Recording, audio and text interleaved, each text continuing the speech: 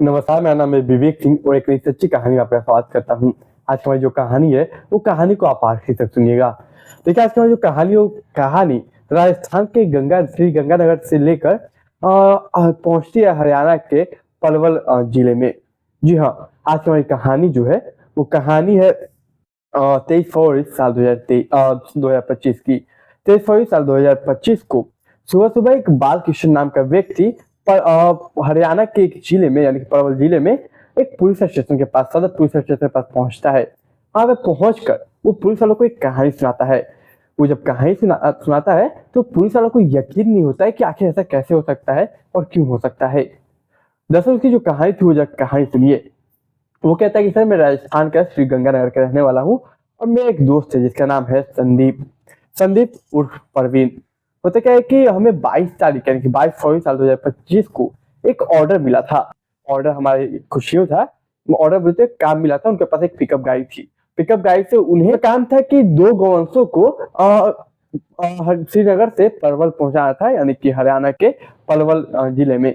वहां पहुंचाने का उनका काम था। वो लोग उसके बोल देते हैं 22 फरवरी साल 2025 को निकल जाते हैं वो लोग। ये सफर तकरीबन 955 किलोमीटर का था। वो लोग अपने पिकअप गाड़ी पे दोनों को रखते हैं और लेके निकल जाते हैं। इसमें जो ये बालकृष्ण था, ये काम बालकृष्ण को मिलता है। साथ में वो अपने एक दोस्त यानी कि संदीप को अपने एज ए कंडक्टर या फिर एज ए पार्टनर लेके चलता है। तो जब लगभग कह सकते 7-8 घंटा लगातार जो श्री बालकृष्ण, वो 7-8 घंटे ड्राइव करता है। 7-8 घंटा ड्राइव करने के बाद वो थक जाता है, थकान काफी हो जाती है और उसे नींद आने लगती है। तो अपने कंडक्टर उस दोस्त या जो कह लीजिए पार्टनर संदीप को कहता है कि भाई तुम चला लो, अब मैं कुछ देर सो जाता हूँ, रेस्ट कर लेता हूँ। अब ये लोग लगभग अपना मतलब सीट एक्सचेंज कर लेते हैं। सीट एक्सचेंज करने के बाद अब गाड़ी संदीप के हाथों में थी, संदीप उर्फ परवीन के हाथों में। वो गाड़ी चलाता है। लगभग रात के 12-12:30 बजे थे। इन लोगों को जाना था अलीगढ़ में कहीं पे जाना था। लेकिन ये लोग पहुंच जाते हैं केएमपी अंतरराष्ट्रीय या राष्ट्रीय राजमार्ग 19 पे पहुंच जाते हैं। केएमपी राष्ट्रीय राजमार्ग 19 पे पहुंचते हैं। तब जाके जो संदीप गाड़ी चला रहा था, वो कहता है परवीन माफ किया, संदीप कहता है बालकृष्ण से कि भैया भाई जी, लगता है कि हम कहीं गलत रास्ते पे आ गए हैं, कोई गलत ट्रैक पे आ गए हैं। हमें कहीं आना था, हम कहीं और आ गए हैं, हम रास्ता भटक चुके हैं। अब जो बालकृष्ण था वो कहता है सामने पुलिस वाला देखते हैं। तो एक काम करो, सामने पुलिस वाला उनके पास ले जाओ। पुलिस वाले के पास वो जाते हैं। एक गाड़ी में 3 पुलिस वाले थे। एक कह सकते कांस्टेबल था, एक एसआई था और एक वही ड्राइवर था। वो लोग ये सारा बात बताते हैं कि सर, हम लोग यहाँ पे भटक गए हैं, हम लोग भूल गए रास्ता, क्या आप हमारी मदद कीजिएगा, हमें यहाँ पे जाना है, लखनऊ जाना है, तो क्या आप हमें लखनऊ जाने का रास्ता बता सकते हैं। तो जो पुलिस वाले थे वो लोग सबसे पहले अपने पुलिस अंदाज में पूछताछ करते हैं कि कहाँ से आए हो, तुम्हारा क्या नाम है, तमाम चीजें। देखते देखते ये लोग पूछताछ करते हैं, जैसा कि अभी ये बालकृष्ण ने कहानी में बताया पुलिस को, उसके हिसाब से पूछताछ करने के दौरान वहां पे अचानक से 2-3 लोग बाइक से आते हैं। जब बाइक से आते हैं, वो जो पुलिस वाले थे उनको उनके हवाले करते हैं। वो लोग उस आरंभ में कुछ बात करते हैं और पुलिस वाले कहते हैं पिकअप की गाड़ी ले लेते हैं। वो गाड़ी की चाबी लेके वो 3 लोग जो बाइक से आए थे उन्हें देते हैं। अब बाइक से चाबी लेके तो दे दी उन्होंने और लगभग कुछ उन लोगों की बातें हुई 1100 रुपए की तकरीबन कुछ। अब पता नहीं क्या बात हुई, लेकिन उन्होंने जैसा बताया 1100 रुपए को लेकर बात हुई। ठीक है, वो जो 3 लोग थे वो लोग वहीं पे रहते हैं और ये जो पुलिस वाले थे वो लोग निकल जाते हैं। अब ये जो 2 लोग थे संदीप और बालकृष्ण, में समझ नहीं आता कि आखिर हो क्या रहा है। इसका वो जो 3 लोग थे वो और लोगों को कॉल करते हैं और बुलाते हैं। और लोग कॉल कर बुलाते हैं, लगभग 4 लोग पहुंचते हैं। फिर कॉल करके कुछ लोगों को और बुलाया जाता है। तकरीबन वहां पे टोटल 10-11 लोग मौजूद 10-12 लोग मौजूद हुए थे, जो कि अचानक वहां पे आ जाते हैं। और ये जो पिकअप गाड़ी पे थे बालकृष्ण और संदीप, वो लोग को समझ में आता है हो क्या रहा है। कहीं ना कहीं देखने से क्लियर पता चल रहा था कि ये लोग उनके हवाले पुलिस वालों ने कर दिया। इस सवाल कि उन पुलिस वालों ने ये लोग को हवाले क्यों कर दिया, इसका गाड़ी की चेकिंग की जाती है। अब जैसा कि बताया गया इस कहानी में, उसके मुताबिक वो जो बालकृष्ण और संदीप को उन लोगों ने लगभग 2 घंटों तक उन्हें बहुत बुरे तरीके से मारा। बहुत बुरे तरीके से मारा और उन लोगों से नाम पूछा। 2 घंटों तक ये सब चीजें चली। इसके बाद वो लोग हाजीपुर ले जाते हैं। वहीं के नजदीक यहाँ पे एक कैसा खंडर टाइप का घर था, वहां पे ले जाते हैं। वहां भी ले जाके उन लोग का नाम पूछते हैं, पता पूछते हैं। बालकृष्ण और जो संदीप था, वो लोग जो बताने की कोशिश करते उन्हें विश्वास नहीं होता और वो लोग और बुरे तरीके से मारते। लगभग इन लोगों को लगातार 2 घंटों तक लगातार बहुत भयानक मार मारा जाता। इतना मार मारा जाता कि वो लोग बेहोश हो जाते।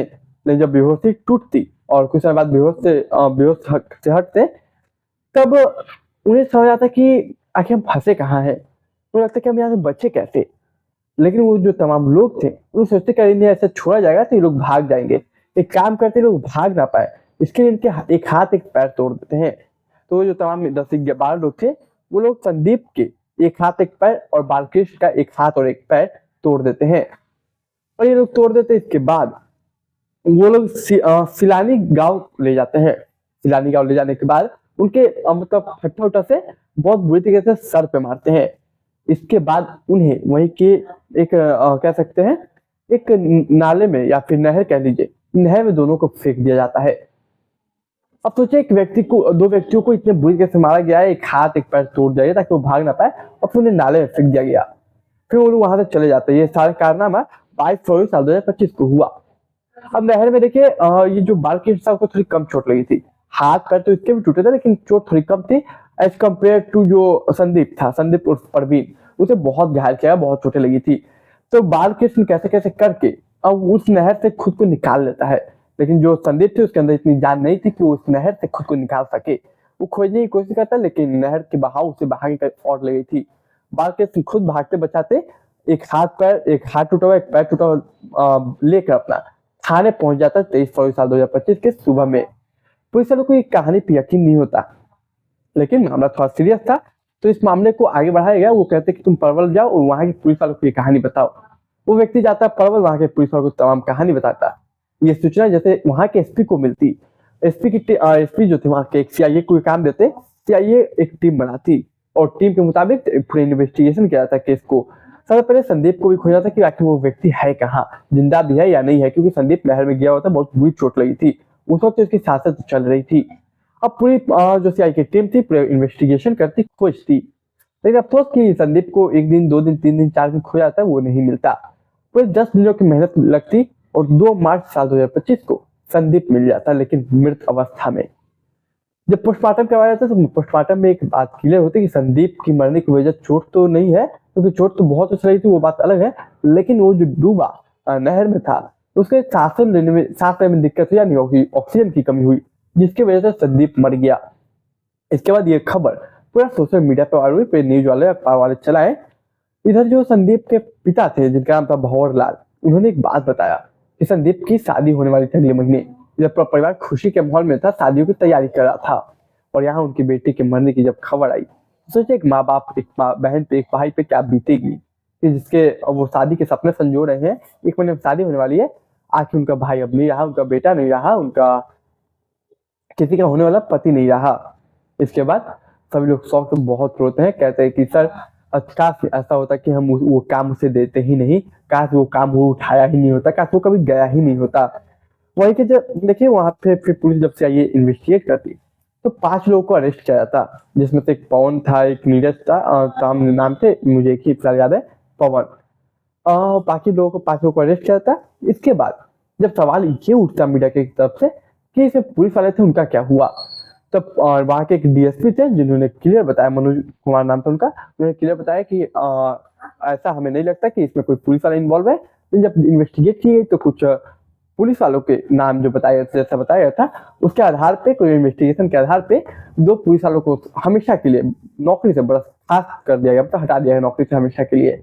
और उसमें जो एक एसआई थे जो कि सीनियर थे, उनके ऊपर अभी विभागीय जांच चल रही है। उनको अगर दोषी पाया जाए तो उनके ऊपर भी कड़ी कार्रवाई होगी। और बाकी की जो 6-7 लोग बचे होंगे उन्हें भी जल्द से जल्द अरेस्ट कर लिया जाएगा। हमारी पूरी टीम लगी हुई है। तो देखिए ये कहानी खुलासा अभी थोड़ा और बाकी है, क्या कि उन्होंने अटैक क्यों किया था, आखिर उनका मकसद क्या था। पकड़ा तो गए, कुछ लोग ने बताया कि ऐसा सब बात है, लेकिन अभी पूरी तरीके से मामला खुला नहीं है। तो मैं सोचा क्यों ना आपको ये कहानी के रूप में सुनाई, मैं एक प्रयास करूँ। तो अगर आप चैनल पर नए तो चैनल सब्सक्राइब कीजिए, वीडियो को लाइक कीजिए। अपनी विचारधारा इस कहानी के ऊपर क्या है आपकी कमेंट बॉक्स में कमेंट कीजिए, और मैं मिलूंगा अगली कहानी में। तब तक आप मुझे इजाजत दीजिए, लेकिन ज्यादा से चैनल सब्सक्राइब कीजिए, दोस्त रिश्तेदार के साथ शेयर कीजिए। मैं हर रोज एक नई सच्ची घटना पर आधारित एक क्राइम की कहानी लाता हूँ। नमस्कार, मेरा नाम है विवेक सिंह, आप सपोर्ट कीजिए।